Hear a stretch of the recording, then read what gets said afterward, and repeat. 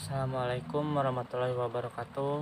Perkenalkan, nama saya Patu Arya Pujangga dari kelas B NPM 19 2 19 1048. Di sini saya akan menjelaskan hakikat belajar gerak. Pada dasarnya, belajar gerak merupakan suatu proses belajar yang memiliki tujuan untuk mengembangkan berbagai keterampilan gerak yang optimal secara efisien dan efektif. Seiring dengan itu, Smith menegaskan bahwa belajar gerak merupakan suatu rangkaian asosiasi latihan atau pengalaman yang dapat mengubah kemampuan gerak ke arah kinerja keterampilan gerak tertentu.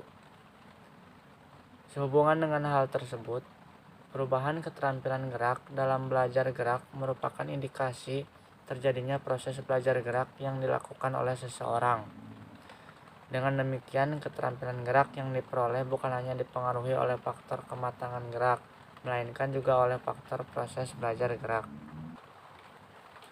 Di sisi lain, pengaruh dari belajar gerak tampak pada perbedaan nyata dari tingkat keterampilan gerak seorang anak yang mendapatkan perlakuan pembelajaran gerak intensif dengan yang tidak pada kelompok anak yang mendapatkan perlakuan belajar gerak intensif menunjukkan kurva kenaikan progresif dan permanen. Apa yang dimaksud dengan belajar gerak?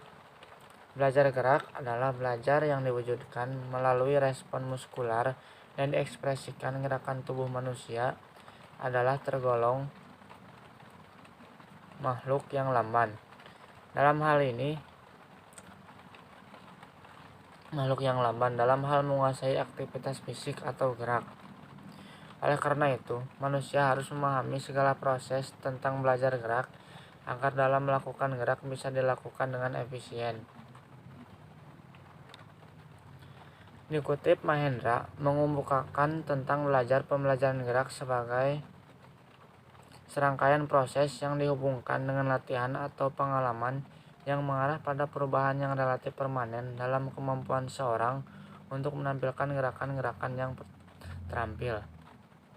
Berdasarkan pendapat tersebut, dapat disimpulkan bahwa dalam belajar gerak, tujuan yang hendak dicapai berkaitan dengan tingkah laku dan keterampilan tertentu. Dalam belajar motorik, aspek penguasaan keterampilan merupakan hal yang penting. Bukan berarti aspek lain seperti peranan dominan kognitif efektif diabaikan. Hal ini sesuai dengan penjelasan Meinel. Menggambarkan analisis spesifik dan belajar dalam konteks olahraga terdiri dari tahapan penguasaan, penghalusan, dan penstabilan gerak atau keterampilan teknik olahraga. Dia menekankan integrasi keterampilan di dalam perkembangan total dari kepribadian seorang. Karena itu, penguasaan baru diperoleh melalui penerimaan dan pemilikan pengetahuan, perkembangan koordinasi dan kondisi fisik, sebagaimana halnya kepercayaan dan semangat juang. Gerak tubuh manusia bisa diklasifikasikan menjadi beberapa macam. 1. Gerak refleks. Gerak refleks adalah respon gerak atau aksi yang terjadi tanpa kemauan sadar yang ditimbulkan oleh suatu stimulus. Yang kedua, gerak dasar fundamental. Gerak dasar fundamental adalah gerakan-gerakan dasar yang berkembangnya terjadi sejalan dengan pertumbuhan tubuh dan tingkat kematangan pada anak-anak. Gerak dasar fundamental terbagi menjadi 3 bagian. Gerak lokomotor atau gerak berpindah dari satu tempat ke tempat lain, misalnya merangkak, berjalan, berlari, dan meloncat. Selanjutnya, gerak non-lokomotor. Gerak yang berproses sumbu persendian tubuh tertentu, misalnya menekuk lengan, menekuk kaki, dan membungkuk. Selanjutnya, gerak manipulatif. Gerak manipulasi atau memainkan objek tertentu menggunakan tangan, kaki, atau bagian tubuh lain, misalnya menggiring bola, memukul bola, dan melempar sasaran. Yang ketiga, kemampuan perseptual.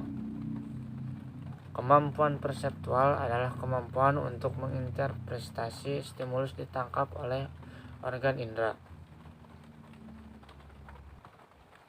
yang di dalamnya terdapat pembeda rasa gerak atau kinestetik, yaitu kemampuan menginterpretasi rasa posisi dan gerakan tubuh atau bagian tubuh.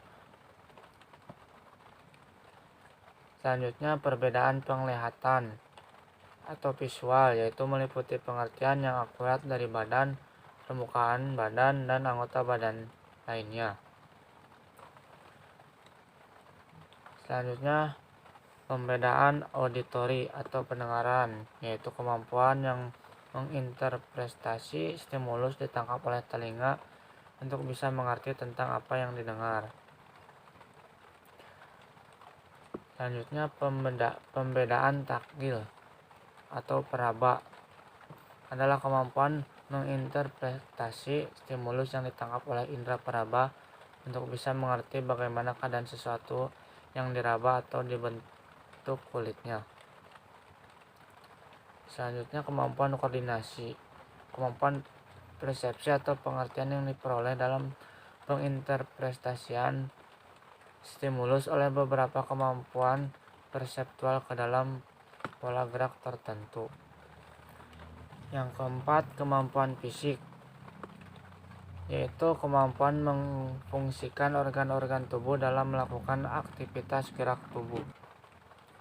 Yang kelima, gerak keterampilan, yaitu gerak yang mengikuti pola atau bentuk tertentu yang memerlukan koordinasi dan kontrol sebagian atau tubuh bisa dilakukan melalui proses belajar. Yang keenam, komunikasi non-diskursif. Komunikasi non-diskursif adalah komunikasi melalui perilaku gerak tubuh. Gerak tubuh yang bersifat komunikatif bisa dibedakan menjadi gerak ekspresif dan gerak interpretif. Jadi, motorik merupakan suatu peristiwa laten yang meliputi keseluruhan proses-proses pengendalian dan pengaturan fungsi-fungsi organ tubuh, baik secara fisiologis maupun secara psikis, yang menyebabkan terjadinya suatu gerak-gerak peristiwa laten yang tidak dapat diamati. Antara lain penerimaan informasi, pemberian makna terhadap informasi, pengolahan informasi, proses pengambilan keputusan, dan dorongan untuk melakukan berbagai bentuk aksi.